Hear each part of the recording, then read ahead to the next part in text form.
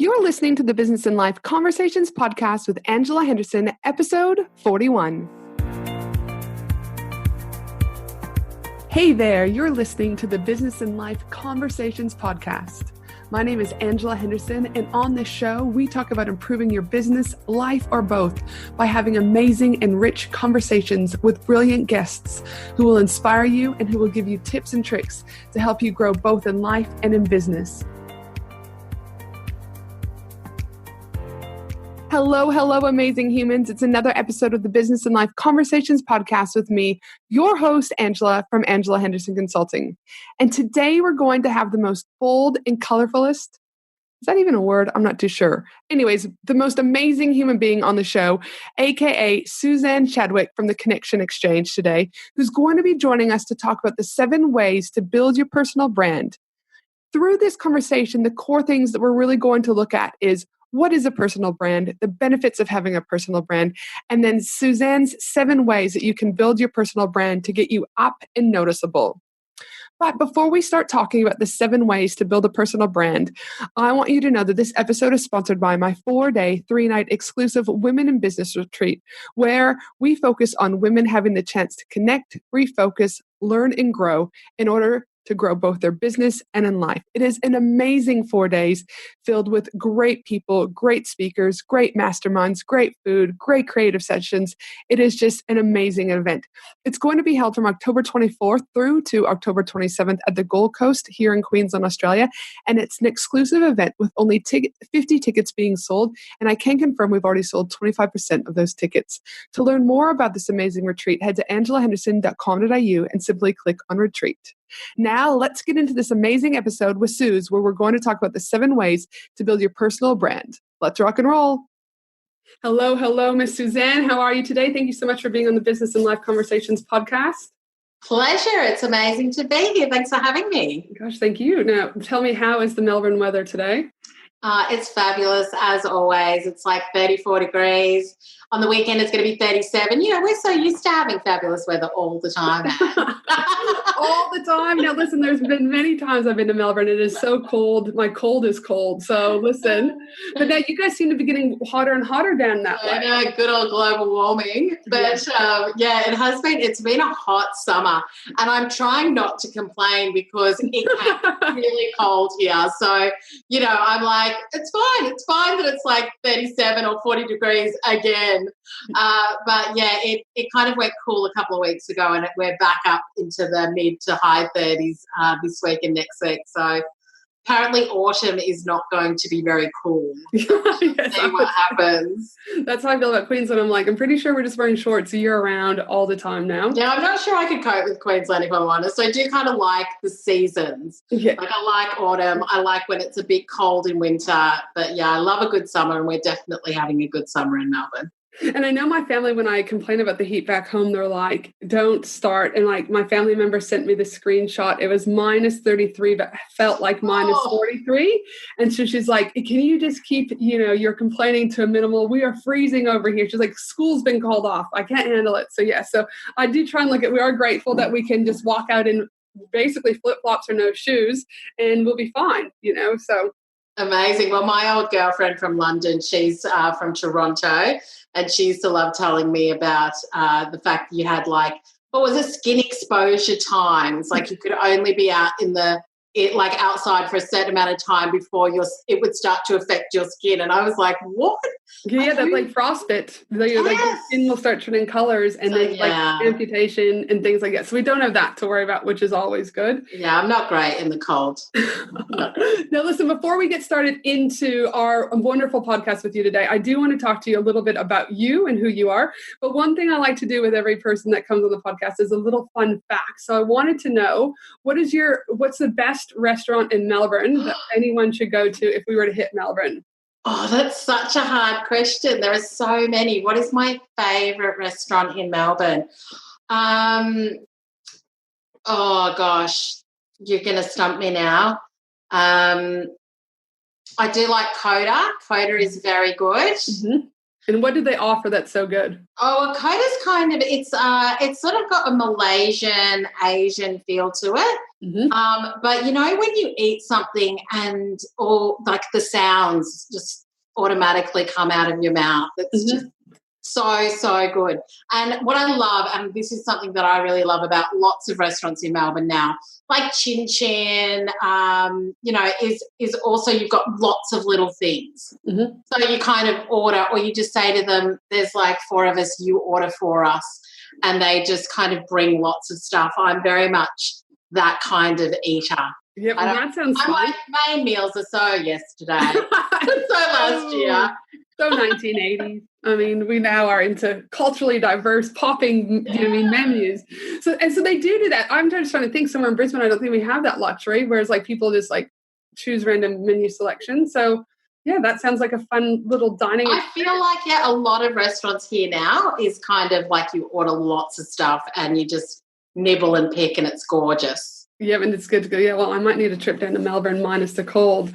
So now before we hop into talking about the 7 ways to build your personal brand, which is a hot topic at the moment, I want to know more so that the listeners can, tell us a little bit about you, your history. Yeah, absolutely. So I run the Connection Exchange, and it's a group and business for women in business. And we run events, we do dinners, we've got a membership, we do co-working.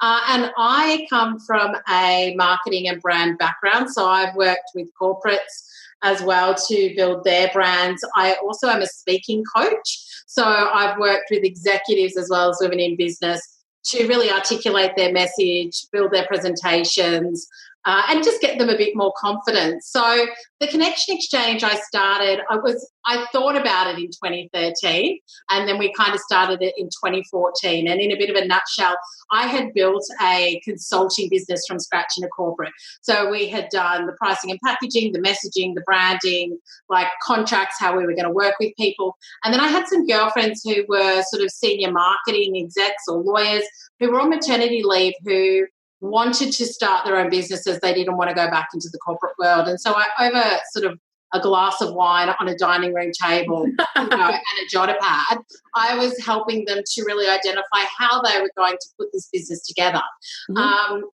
which is something that I really love. Like, I'm very much a strategy girl. And they were just like, Suze, you need to like do this and get paid for it. Because I was just like, right, what now? Yeah, like I was just in seventh heaven.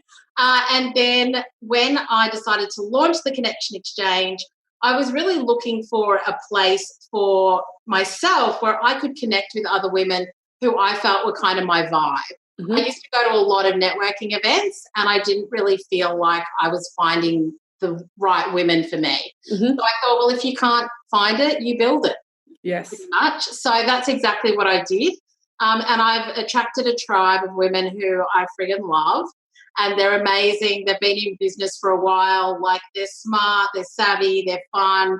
We love a glass of wine, but we all really support each other as well to grow our businesses. But the thing I love as well is that we're really honest with each other. Like, it's not all roses all of the time, and we struggle, and some have got kids, some haven't, and there's just a reality around it, which I really like. And like you said, we were talking actually before the recording about, sometimes in the online space, people are quite quick to either cut people down or whinge and moan because something's not going to plan. But what I like is that you go, okay, well, listen, they don't actually have the networking event that I want. So I can either complain about it or do nothing, or I can do something and turn it into something really positive. So that, is amazing, because now you've got a cool tribe of people that you can call on, but equally you can help an enormous amount of women in business to help grow, collectively with their business and probably life in general. Yeah, absolutely. And that was kind of the first event that we ever ran. So in March of 2014, which was really the first thing I ever did in my business, I'd never run an event before. I spoke about this on a radio interview recently, where basically I was like, if I went to a conference, what would I want it to be? And so I booked the most amazing space on St Kilda Beach, and we had gorgeous food and a champagne event, and I got Lisa Messenger as my main speaker, and it was epic. It was actually called Epic Summit. It was epic. But there was a lot of tears and a lot of hard stuff that happened during that process. But you learn a lot along the way, and it launched my business in an amazing way. So in regards to launching your business, so that business started, but then what formulated from a personal brand point of view? When did you always have the personal brand, or did that pivot along the way? So I've always had a pretty good personal brand in the corporate space. I've been a conference speaker in the HR recruitment space for like 15 years. And so I knew what personal brand was. I knew that I needed to have a certain reputation in order for me to have the opportunities I wanted in the corporate world as well. So to me, it's an obvious, but I feel like when I've done a lot of work with women in business, it's not an obvious. Mm-hmm. So it's something that I'm super passionate about. And because I'm a speaking coach as well, for me, I just think getting up on a stage and being able to passionately articulate what it is you're here to do and how you can help and be able to share that with your ideal clients, I think is a gift. Like, I think, why wouldn't you do that? The one-to-many model is what personal branding is about. It's about having an amazing reputation for what it is you do and being able to amplify that. And I think so many people out there might be going, okay, this all sounds good, but you guys are probably a little bit more far advanced than us. So I want to strip it back a little just so that some of them out there, they're kind of going, I think I get the personal brand, but I'm not 100% sure. So we're going to speak with you ultimately about 7 ways to build your personal brand. But as I just said, we need to strip it back to the basics. So can you go back for those listeners who might not be familiar about personal branding? What is a personal brand? Yeah, for me, a personal brand is your reputation in the market. For me, they say, I think it was Jeff Bezos from Amazon who said, what is a brand? It's what people say about you when you're not in the room. Mm-hmm. Now, that might be about an organisation, but a personal brand is what they're saying about you when you're not in the room as a person. So if somebody is in a room and I'm not there and they're saying, I really want to be a speaker, I really want to build my personal brand, or I really want to become more confident in certain areas, then I want my community, people who know me, to say, have you checked out Suzanne Chadwick? Like, have you looked at her website? Do you know the Connection Exchange? It's people out there spruiking your wares based on what you are known for, what you share, and the great experiences that they have when they come in contact with you. And and through that, what they feel, what they experience, etc., there must be benefits, obviously, of having that personal brand. Can you talk a little bit about what you think that means to you? Yeah, absolutely. Having a really strong personal brand to me is that you've built enough trust and kudos with people that they want to know more. So the benefit is that, you're going to attract more people to your business. They are going to feel connected to you. They're going to trust you. So they are probably going to want to engage with you, whether that's follow you on social media, purchase your products, talk about you to their friends. Whatever that is, it's really about that connection that we feel. And I can guarantee you that anybody who's listening to this podcast right now can think of somebody that they follow that they love. Mm-hmm. And if you don't understand what personal brand is, I want you to think about somebody who you're like, oh my gosh, she's amazing. She talks about X, Y, and Z. I make sure I check out her Insta stories every day. I read her blog. I watch her videos. Like, if you're connected with somebody like that, that person has a really strong personal brand and you want to be around them and connected to them and involved in whatever it is they're doing. And I know Chris Ducker talks about being someone's favorite. Your personal brand is that, again, like you just said, they want to be around you, whether or not that's online, in person, at a retreat, whatever that looks like. But you've become their favorite. They normally will start asking more questions. You'll see their name popping up because they just can't get enough of you. Yeah. And I mean, I always say, not always, but more recently I say Insta Stories has been a game changer for my business. I get a bit bored in the feed. I'm not going to lie. Yes. I get a bit bored in the feed. I've kind of worked out a way to make it work for me, but stories is natural for me because I'm a speaker and because I enjoy one-on-one or in-person interaction. Me getting on stories just feels so natural. And the number of clients that I have gotten through stories that they have said to me, somebody said something about you. I went and checked out your Instagram. I have been following you on stories for the last 3 weeks. Can I book you for a 3-month coaching? Or what programs have you got coming up? How can I work with you? And I've said to them, what was it? There was a client I had the other day. What was it about my stories that made you book in with me? And she said, I obviously, you know what you're talking about based on what I've listened to. It just built trust really quickly for me, and I really enjoyed your personality. So there were like multiple things. There was my expertise, there was access to me on a daily basis, there was building of trust, and the fact that they just really liked me. Mm-hmm. And it's the know, like, and trust factor that we talk about all the time. All the time. And as you know, and so again, that's what and they do talk about as a side note for those that listening out there about Instagram. The reality with Instagram and all the changes that are populating is that you ultimately need to be utilizing Instagram as a collective platform. And like you said, yes, we all might be a little bit bored of the feed, but we need to all be upping our game with stories. And those stories will either help a personal brand or even a product-based business. But again, we really need to be embracing stories. And I'm actually heading to social media marketing world and catching up with Tyler McCall from the US, who's a huge Instagram strategist. And I can't wait to hear, because he's putting together, the top things that we need to be doing on Instagram. So oddly enough, that what you say is 100% accurate, that the personal brand can be, once they hear you, they see the emotion in you, Instagram stories executes that beautifully. Yeah, absolutely. And I think people want to work with passionate people as well. So, I mean, you don't have to be, I'm an extrovert.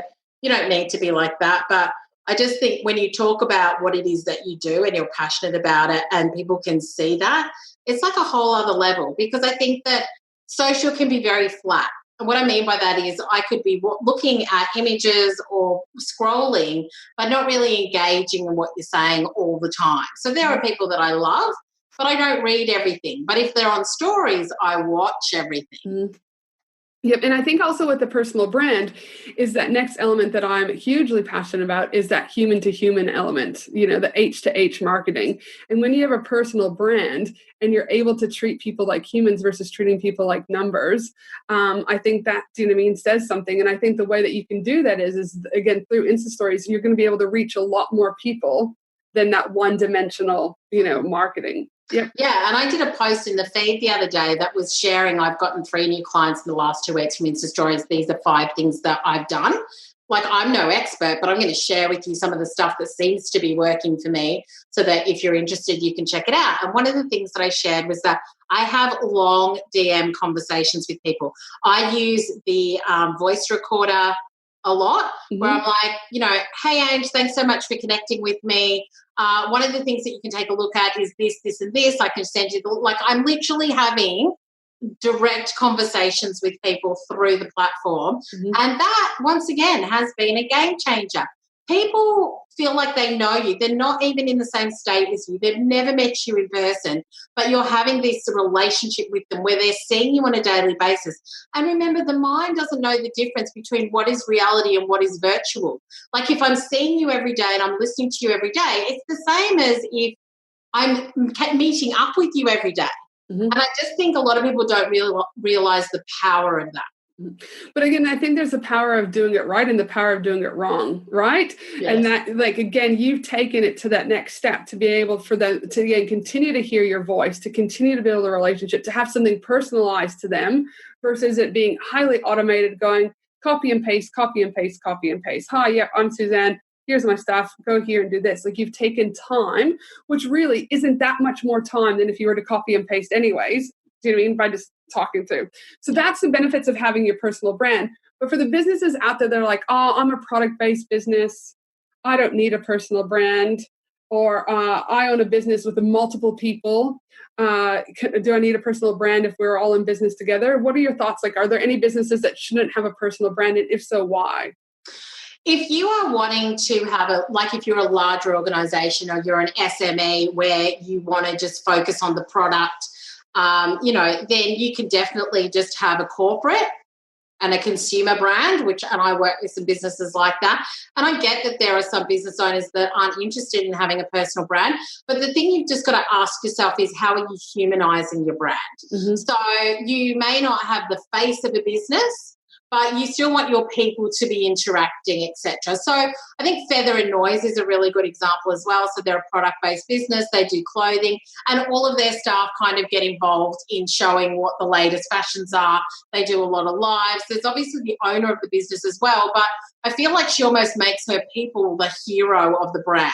Mm-hmm. So I don't think it always has to be a single person, but I do think you've got to realise that we are now definitely in an age where people want to buy from people. Mm-hmm. And even when I work with corporates, I say to their executives, people want to join an organisation where they know who the leader is. They know what your values are. They know what you stand for, and they want to work for you. So we want to work with people who want, who stand out for something. Mm-hmm. As well. So I think that that's important. If you are saying, I don't want to be the face of the business, then you have to ask yourself, well, who are they connecting with and what else can I give them? And do I make my people the hero of our story? Or how do I make my customer the hero of our story maybe as well? Mm-hmm. But I think that you've got to work out who people are connecting to. And there has to be a who, not just a what. Mm-hmm. The other thing I want to say is that for product-based businesses, please, I buy from products on Instagram through stories on a weekly basis. So don't think that this is not for you. And that can be from plant pots through to fashion, through to wearable tech, through to gadgets. Like, it can be anything. So I think that if you've got people who are following you, they're interested in your products and services. And I talk about video marketing a lot. It's like 80% of people will go and look for a video review or a video of the product in order to make a buying decision. Mm-hmm. So don't underestimate the power of you showing people what it is rather than it just being an image of your product. Yeah. And I know with a lot of my product-based businesses, like I talk about the essence is you don't want to be the personal brand or like have you everywhere, but exactly that. Hop on a live every single week on a Thursday and showcase the new product that's just been released. Because even though like it's not you, they're still buying from you though. So you don't have to go like, hi, this is my personal brand. This is what I'm here to show you. Like even if you just had your head chopped off and you're showing them like, hey, this is the new, I don't know, lunchbox, Yumbox out, and da-da-da-da, and this is how it works. They're still hearing you. They're seeing how you're working it. You've taken time to show them how that product works. Your conversion is going to be much higher than just, like, again, that one-dimensional. Yeah. And just on that, like I have found people on Insta, like even artists. I'm thinking of one that so Deb McNaughton, I'm looking at her painting sitting on my wall.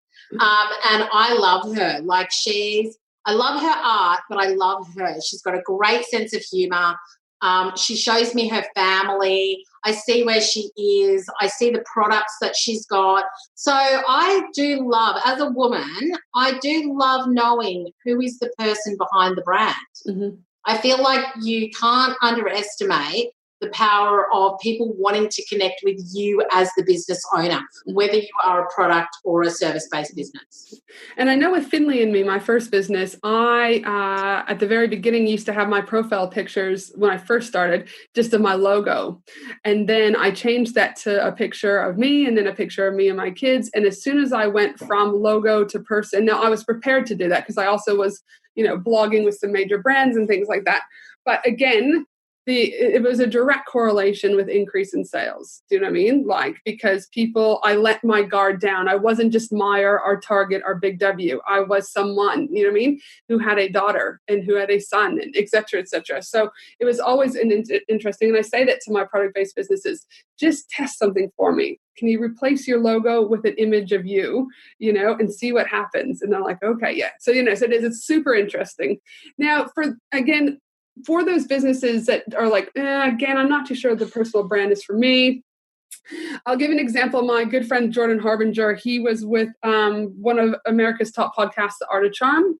Things fell through with that. I was listening to him the other day. Yes, he is absolute legend. I've got a lot of time and respect for him and his Mrs. Jenny. Wonderful, some of the most wonderful people you'll ever meet.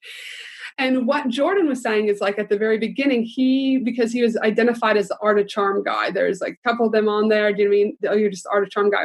And he slowly started to build his personal brand on the side, but nothing hardcore. Like he secured his URLs, his social handles, but didn't do a lot with it. But unfortunately, things went through with the Art of Charm. He left the show. But it was because he had his personal brand started and on the side that he's probably actually doing better now than he ever did with the Art of Charm.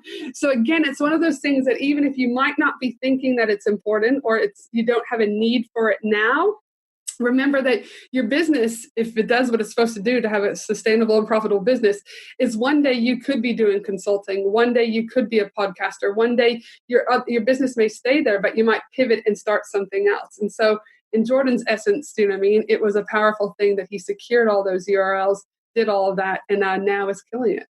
Amazing. Yeah, I do think you've got to kind of think ahead. And I think that it is important to secure those if you can. I was telling you there is a Canadian opera singer who has SuzanneChadwick.com. Yep. I'm very annoyed about. Yeah, those damn Canadians, I tell you what, we're always causing mischief. Yeah, absolutely. But yeah, all of my handles across social, which I changed a little while ago, are all Suz Chadwick, just so that there's consistency. And if you Google Suz Chadwick, all of my stuff comes up. So I think it's also about that, that repetition of your personal brand obviously means that when people are searching for you, all of your content is coming up and it's easy for them to find you. Yeah. And again, like you said, though, it's consistent.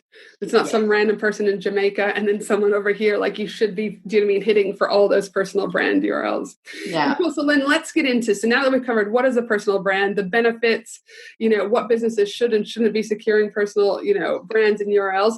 Can you walk us through the 7 ways to build a personal brand? Yeah, so this is something that I talk about quite a lot. It's sort of focused on really amplifying your personal brand. And these are 7 key things that I think are really important in 2019 and beyond to have a strategy around it. So I think the first thing is really having a strategy and having a really clear understanding. Step 1 is thought leadership. Like, what is it that you want to be known for? Be really clear on that. What is it that you talk about? What is it that you do that people will be talking about in that room that you're not in, that everybody else is talking about you? What is that? So I think really crafting what that message is really important. So, for example, I always talk about Play Big, Brand Bold. It's a philosophy. It's a course I run. It's basically what I talk on as well. Is in order to take your business to the next level, you've got to choose every day to get out of your comfort zone, play a bigger game, and you've got to brand boldly so that you can stand out in the market. And bold might mean different things to different people, but for me, that is my philosophy. It's what I'm known for. It's how I've branded my business and what I do. And when people think about me, that's what I want them to think about. And so that repetition of that message and having my own take on what that looks like, what that means, and how I talk about it, I think is really important. And I think that you can have different things that you talk about, but I would really challenge you and say, what is it that you want to be known for? And have that in a sentence. Yeah. Be really clear on that. And the other thing I would say is that have it so clear that that is what you constantly talk about, and it's how you position yourself so that everybody around you knows that that's what you talk about, that's what you're known for, and it's easy for them to repeat that. So can you give us a couple of examples of people who stand in your minds that clearly know who they are and what they're known for? Yeah, absolutely. So obviously, everybody knows Marie Forleo, and she always talks about everything's figure-outable. And I feel like that is for, life and business for her. She does life and business coaching through Marie TV, etc. But she constantly talks about you can work anything out. You can figure anything out. And no matter what the topic is, that is what I think she's known for. And she uses that in social images. She's writing a book with that title at the moment. I'm writing my book, which is called Play Big, Brand Bold. So once again, repetition of message as well. I think, Chris Ducker, like you were talking about, the youpreneur, I know that he talks a lot about personal branding as well. So I've seen videos of him. I know that that's what his book's called. Obviously, Pat Flynn is Smart Passive Income. So I just think you've got people who have got really recognizable subtitles, if you can call it that, to their personal brand that everybody knows that's what they're about. Yep. No, perfect. And and of that, do you think it comes naturally, or do you think that it develops over time with people who are working on their personal brands? I think it's both. So I think it just depends. I do think that I always say, like, whenever I'm working with a client, it's everything will percolate. We will give things a first go, and then you will find words that might fit better, or something might just kind of come to you one day in inspiration. And you will work it out. And so even with me, so I've got a personal brand building group coaching program, which is closed now, but we're about to launch into it. And it was called 360 Bold Branding. But the more I spoke to people, all I was talking about was amplify. What's the purpose of it? What's the outcome of it? To amplify your brand, to amplify your message, to amplify what you're doing. And so I had to change it. So I just think you will find different iterations of it, but you will land on it. I feel like it's almost like a business name. For me, I was looking for lots of business names, and the Connection Exchange came, and I was like, that's it. And I think you will find that with your personal brand subtitle, if you want to call it that, your catchphrase, your upline, whatever you want to call it, it will come. And when you land on the right thing, you'll know it. Mm-hmm. No, perfect. And then, so what would the second way to build a personal brand be? Consistent marketing, consistent content. So this is something else, is that I have also had clients. I had literally a message this morning saying to me, Suze, I've been on your email list for a long time. I love what you talk about. I love the fact that I get your podcast every week. Now I need to work with you. How can we do this? And so I just think, I can't believe that I'm still saying this in 2019, because I feel like this is basic stuff. But the majority of people who I work with in business do not create consistent original content. Mm-hmm. That whether it's a blog post, whether it's a podcast, whether it's like whatever it is, they're not connecting on a regular basis with the people that are following them. And I think it's a wasted opportunity. And I think that, once again, in order to position you as an expert in your field with original thoughts and somebody who wants to be known for a certain thing, I kind of think it's a little bit lazy, if I'm honest. I think you're kind of hoping. This is the other thing with personal brand. People are like, my business is not going where I need it to go. I'm not getting the clients I want to get. And I'm like, are you putting yourself out there? Do you have original content? Are you connecting with people on a regular basis? Do you have an email list? And they're like, nah. Mm-hmm. And I just sort of think these are not sort of earth-moving, earth-shattering kind of things. I'm like, in order to build a really consistent, solid personal brand, create regular content in a space that works for you. So whether that's YouTube videos, whether it's a podcast, whether it's writing a blog, whether it's just showing up regularly on like Insta stories or doing an Insta live, whatever that is. There's Erica, the Queen of Confidence. She's on Insta stories. She does like her Q&A Tuesdays on confidence on Insta Live every single week. Like, so wherever you want to play, I'm not telling you where to play. Pick a platform, commit to it, show up, and build your audience. And I think that's the thing is I think, again, how we're having these conversations in 2019 is that I think people think that running a business is easy. Like, you're just supposed to go, oh, boom, great. Now I'm going to have like $1 million flying out my ass, right? It doesn't work like that. It's like, it does take time. It does take energy. But if you're willing to put the hard yards in, the benefits will always, like, genuinely, I do not know anyone who's not genuinely put the hard yards in and it's not paying off for them. The people who claim they did, I'm like, no, you wanted a quick fix. You wanted an easy win. But those people who have done the hard hours, you know what I mean, done the weekends, done whatever, and worked hard, I'm not necessarily hustle, because again, people who've been around know that I don't believe in hustle, because again, I think that leads to burnout. But I think, again, you have to work hard and consistent. And I do also like that you touched upon it, because that was something I was going to say.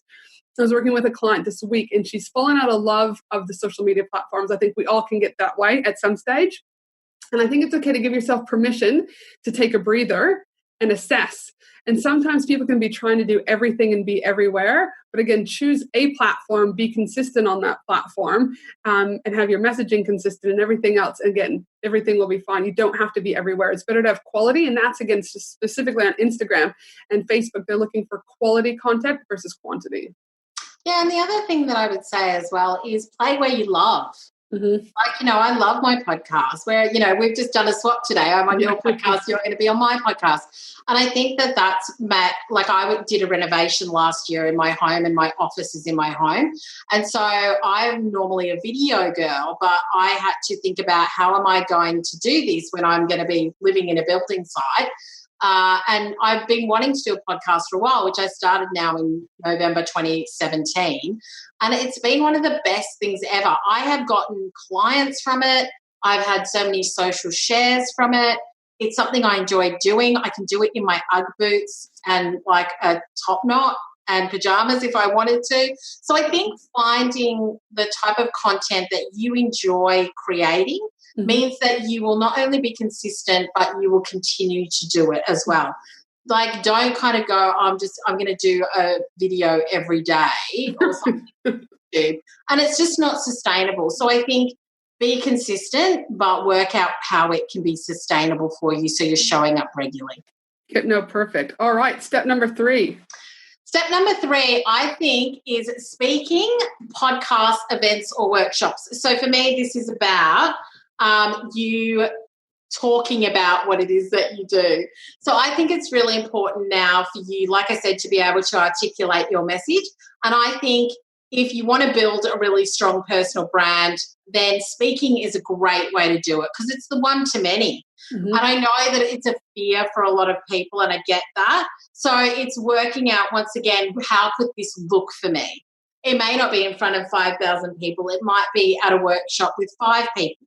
Or it might be you running your own events to give yourself a platform and position yourself as an expert in what you do.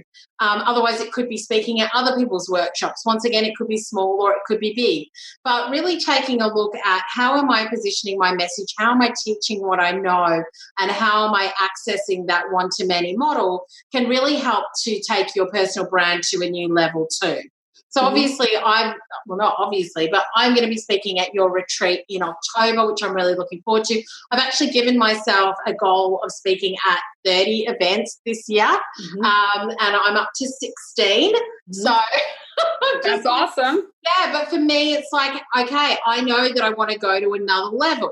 So what does that goal look like? And it's me running my own events, but me speaking on other people's panels, and also putting that goal out there and saying, this is what I want to do. And then I know that other people are sort of going to come to me and say, oh, Suze, I heard that you want to speak at events. Are you able to speak at this event? So I think really using that platform is a really smart way of building your personal brand as well. And again, I think it's not just about building your personal brand, in my opinion, but it's also the connections you make at these events, because it's the connections who kind of like, if you look at the minions, do you know what I mean? They then become your marketing gurus for you. They will talk about you. They will be kind about you. They will tag you in different Facebook groups.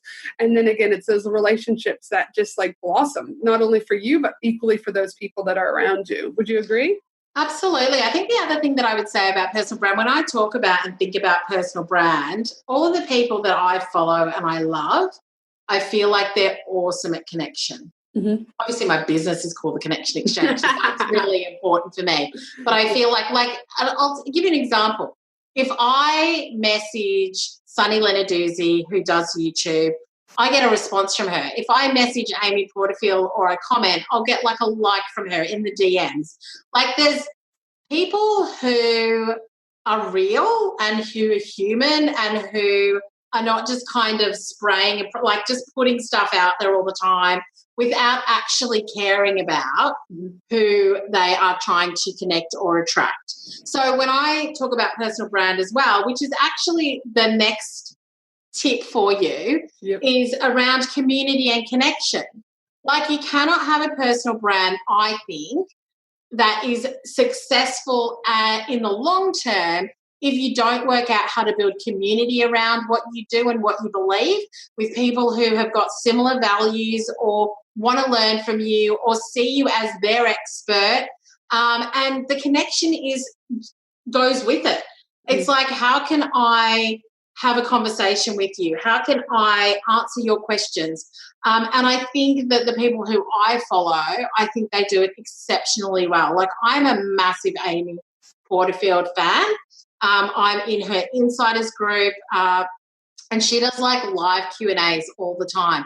And it's not just kind of going, yeah, here, buy my thing, and then you never hear from me again. It's, it's really having that connection and that conversation, I think, is one of the most important things that you can do. Otherwise, it's empty.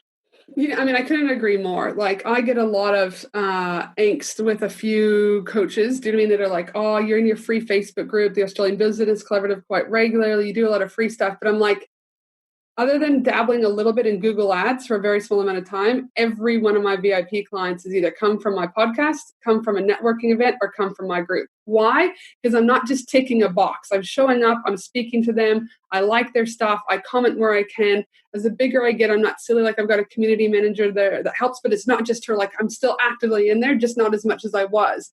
And I think, again, I could talk to you long about humanizing your brand, is that people are getting savvier in 2019, and they no longer want to be a number. They want to know, like, oh my goodness, she liked this or she commented on this. And it doesn't take much to disrupt the Facebook feed. If Amy Porterfield is now, because she does that to me too, like, likes a comment, right? You're like, oh my goodness, Amy Porterfield. And she talks, and you're like, she just like, I know, you're total fangirl though. You're like, oh my God, she just did this, right? But it's the same type of thing that if we were talking about being someone's favorite, right?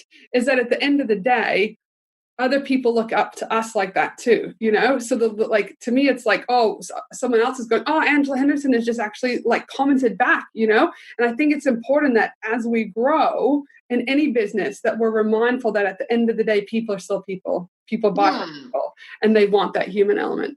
Yeah, absolutely. 100%. Couldn't agree more. So, yes, I think that community and connection is definitely important. Community and connection for a personal brand. All right, step number 5. Is confidence and mindset. Now, not the majority, that's a bit extreme, but a lot of people will be like, I don't want to have a personal brand because I don't want you to look at me. Don't look at me, and don't look at me. Don't look at me. Look away. Can I just put the video on off right now? So I think that this is something that you've got to really get over, I guess, is the bottom line.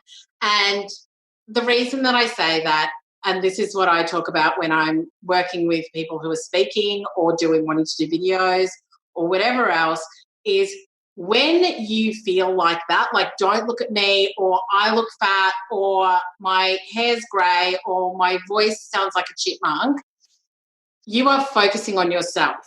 Mm-hmm. And in order to build your personal brand and your business in general, you have to be totally focused on your customer and your audience and your community. So you've got to get your mindset right, that when you show up and you're there and showing your face and doing a video or a live or whatever else, you are there to serve. You are there to share with them. You are there to connect with them. And I want you to focus on that. If you think, I don't want to build my personal brand because it feels icky to me and it feels really self-centered and it feels like I'm showing off, or whatever it is that you're feeling, I just want to say to you, people want to connect with you.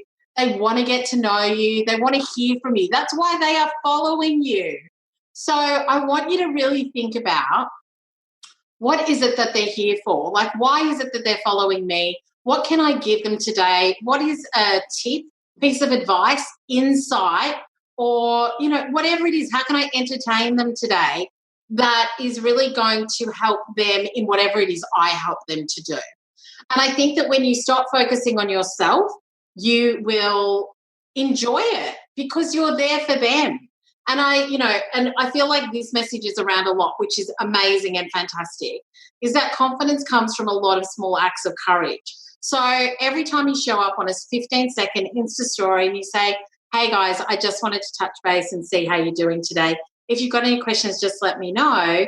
But have a great Monday, Tuesday, Wednesday, whatever it is.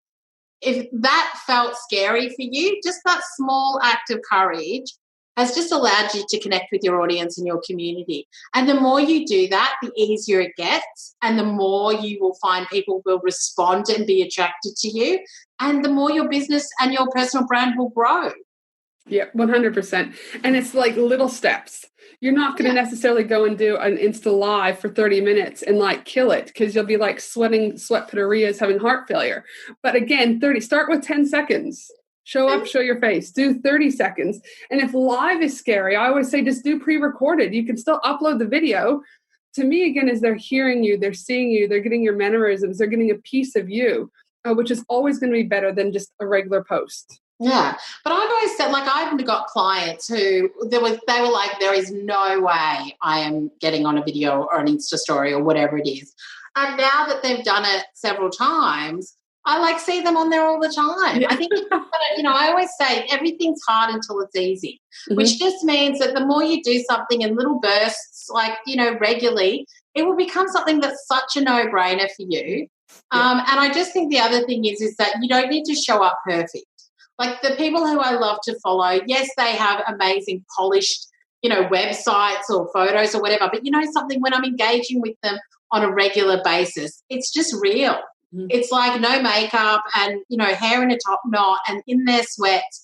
But the thing is that you're basically describing me right now is what you're doing. Yeah. Basically, you're describing me, Susan. It's like I'm in my yoga pants, I'm in my sports bra, and I've got a top knot. I'm like, basically, you can call me out. That's fine. I'm all right with that. But the point is that that's what people love. I feel like a couple of years ago, we went through the whole everything has to be perfect. Mm-hmm. And now we're in a stage where we're like, give me real or don't give me anything. Yeah. And I think that that's really important as well. So if you are worried about not being perfect, awesome. You're in exactly the right place. Where you need to be. Yeah. Yeah. And that's what, Cherie from Digital Picnic, who's also speaking with us at my retreat in October, but also Tyler, he's actually saying the days of the flat lay, an Instagram feed are like, they should have already been out, but they're still taking longer than what should be anticipated. And that I know when Cherie did her top 9 Instagram posts, which were people's favorites, every one of them had a human picture versus, do you know what I mean, that flat lay or selling of something. So people do want imperfect. They want the story. They want the person. They want the person. Yeah, more. And they want to also feel it, again, it's okay to be imperfect. It's okay to make mistakes, because it's through those mistakes, et cetera, that, do you know what I mean, people grow. And so, so the more I think, and I know the word authentic gets thrown around a lot, but I do think that that's where we're coming back, is that real, just for you. Just real. I think real is a great word. I think, I always say, if you ever see me with a cat filter on, I look like crap. Yeah. Just like all right, so that's a really great Kylie filter at the moment. Which I know you like the Kylie filter with the pink lipstick, yes. And I was like, oh my goodness, because for those that don't know, I've just had an operation where I had a body lift, and so I've been messaging Suze, and I'm going, Suze, you have all these amazing pieces, and I normally am dressed in which is fine, the $5 Kmart and yoga, but I was like, I promised myself I'd start dressing a little bit better once in a while. And so next thing you know, I'm like stalking Suze, not for necessarily business advice, but she's got all these fun wardrobes, and she must be getting sick of me DMing her like, Suze, where's that outfit from? I'll never get sick of that. I'm a fashion girl. I love it. Oh my goodness, I'm always like, and then I know you love the color pink too. And I saw you doing the Kylie thing. She's like, oh, look at this pink she's offering. But those are the things that people remember. When I speak, I talk a lot about, I'm proud Canadian. I like Nutella. I like pink. And I'm not even kidding you. At most conferences, people will go buy me a jar of Nutella, and it's just like on my seat, right? And every time there's a Nutella post or something cool with pink, people are tagging me like on random posts. Like, Anne, did you see this Nutella shop that opened up in Belgium? But it's like I've made a connection with them. It's not just about me selling. I'm still a person, and they know, regardless if you like Nutella or not, they're like, Ange does, Yeah. So. And that's called an identifier. That's a personal brand identifier. So it's something that you talk about on a regular basis that might be very personal to you. It's like Jenna Kutcher's mac and cheese. I talk about lychee martinis a lot. Nutella, lychee martinis, same. We can hang. Yeah, totally. Awesome. So the next one is really building a love for your brand and marketing. So this is another thing, is that a lot of people don't love what they've got. They don't love what they're putting out there. once again, it kind of comes back to the fact that they feel like they are putting themselves out there and being a bit showy. So you've just got to realise that when it comes to building your personal brand, it's okay to make the offer. Like, people understand that you are a business person as well. And so becoming really comfortable with what you talk about, what you offer, how you offer it, can also really make people feel really comfortable with you too. Because if you're really awkward about what it is you do, it makes other people feel awkward. So I think in order to also build your business around your personal brand, you've really got to work out a way of how you talk about you and what you do on a regular basis and be okay with that. And I always say to clients too who struggle with things like talking about pricing or talking about what they do, I'm like, practice in the mirror or get your partner or a friend to ask you about it on a regular basis so that it becomes a learned behaviour.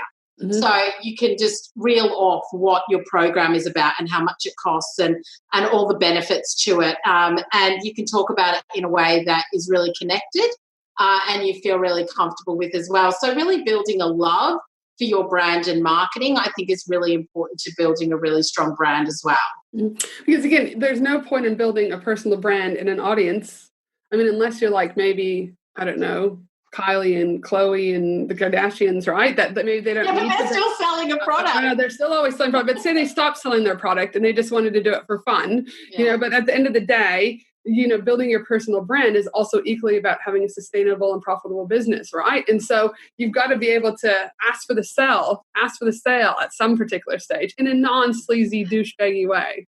Yeah, and I just think, like I was saying to somebody the other day, I just think about it, like I am so passionate about my products and services and what I'm here to do that if I don't tell you about it, you're not going to know about it. And then you're going to miss out if this is something that you really want or need.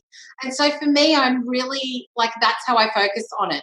And I was saying to somebody the other day as well, who's running a big conference, you can never market it too many times because people will only see 1 or 2 in every 5 posts about what it is that you're selling or marketing or talking about.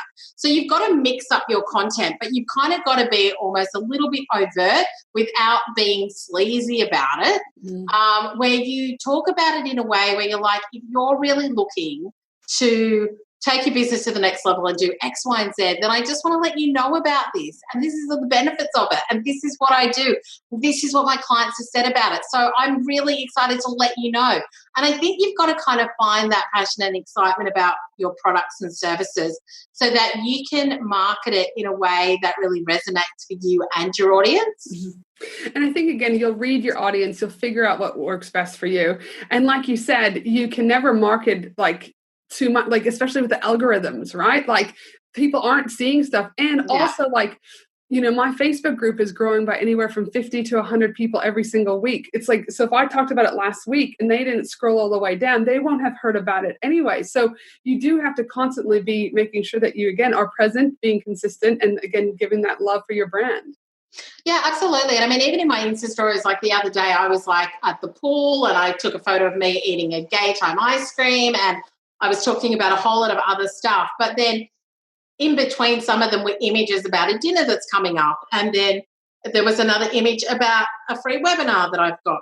And so you kind of just mix it up. And it's just the way that you do it, obviously, is fun and engaging. But I think you've just got to become really used to that as well. And that comes with, again, putting yourself out there, like you've got to be able to feel comfortable to talk about the personal stuff, they get that human, and also blend in the work, and people, and the more consistent you are, the more your audience will expect it. Yes. Also, absolutely. Yeah, for sure. And I just think that a lot of people don't do that. They're like, oh, I don't want to sell or I don't want to market. And I just think that people are following you for a reason. And if you don't make the offer and you don't tell them how they can work with you, then you've completely missed the opportunity and you're actually not helping them. No. Because they're following you because they want to get better at X, whatever it is you talk about. Yeah. And so if you make the offer and they don't buy it, that's fine. Like it's no big deal, but don't miss the opportunity. Yeah, 100%. Now, what's our last step?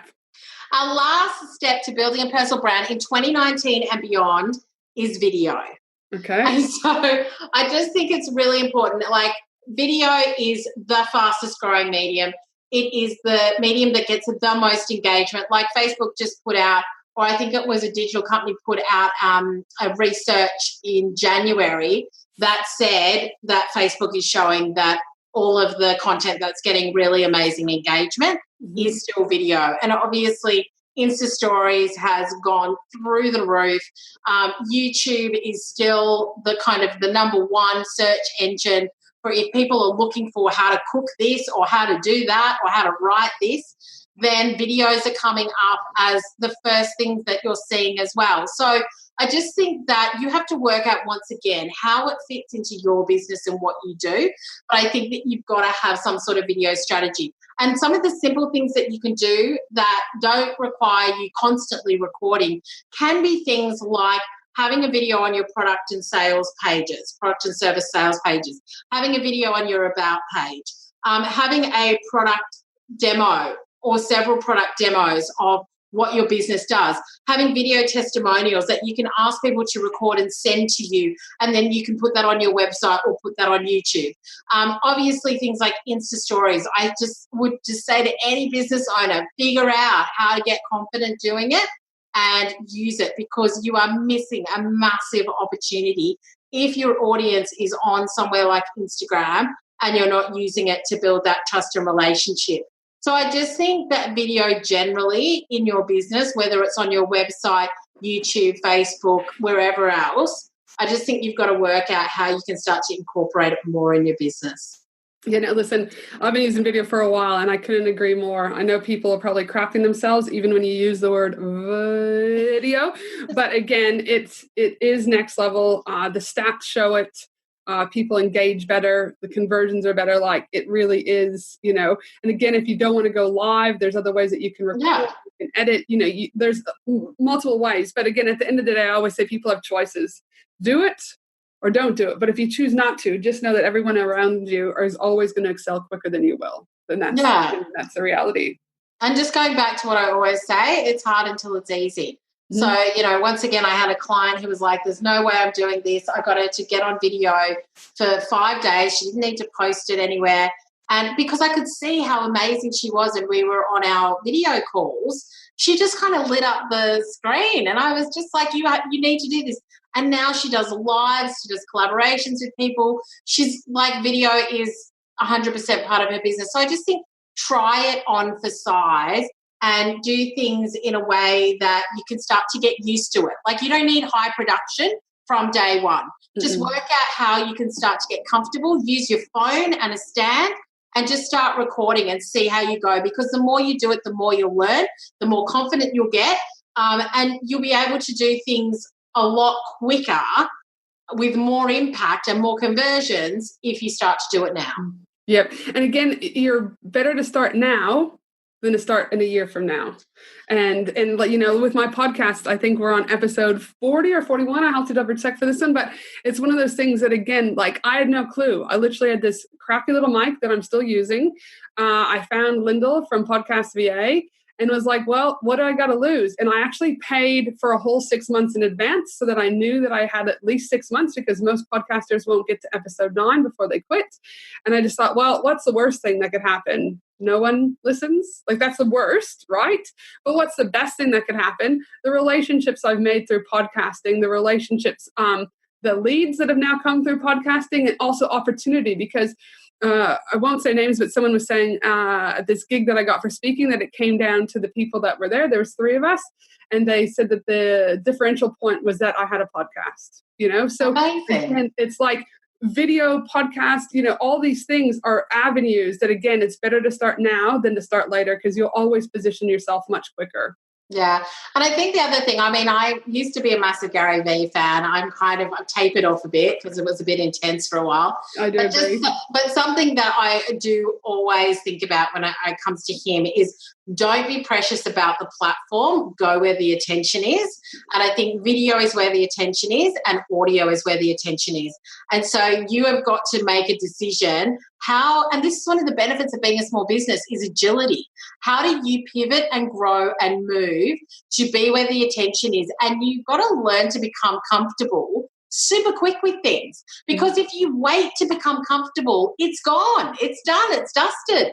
Like you might think, oh, maybe I'll start a podcast in a year or two. Like maybe I'll do a video in a year or two. Like things move at such a rapid rate. I think you've got to work out how you become comfortable quickly with things and how you focus on your audience and not on yourself to become comfortable quickly. No, I couldn't agree more. And I know Dan Norris, a friend of mine, always says it's better to fail fast.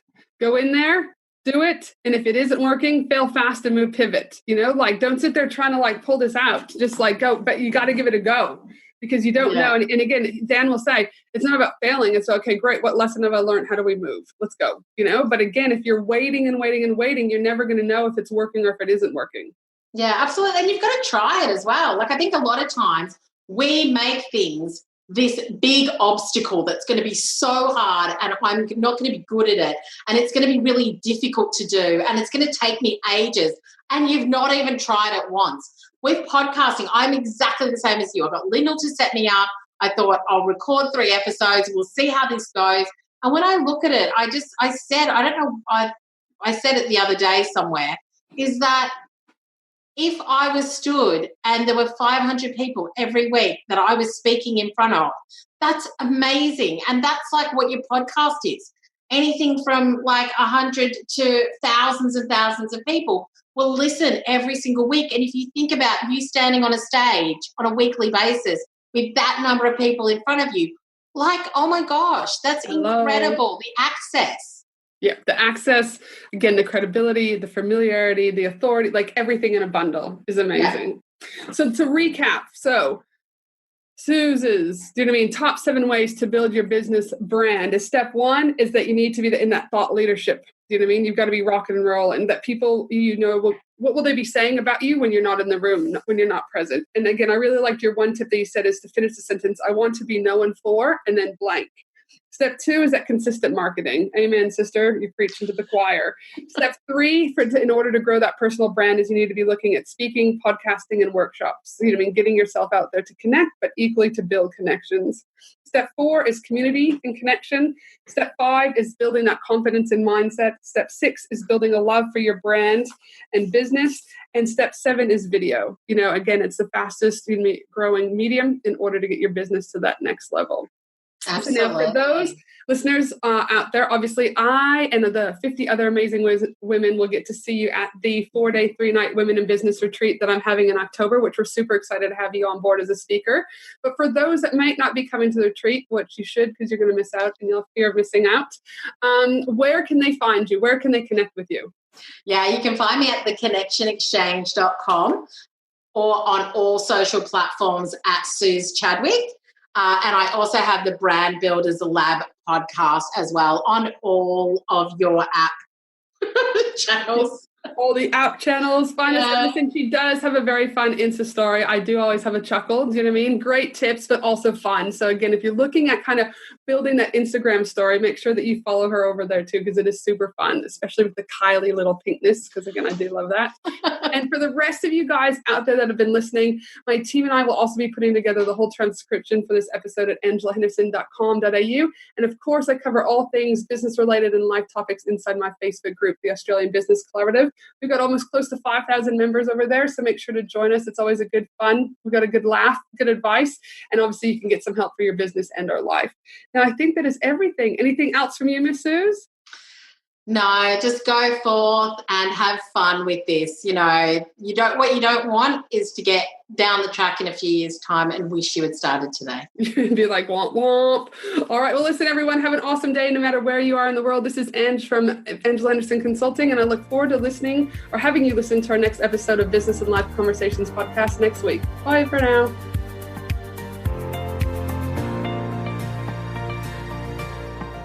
Thanks for listening to the Business and Life Conversations podcast with Angela Henderson. www.angelahenderson.com.au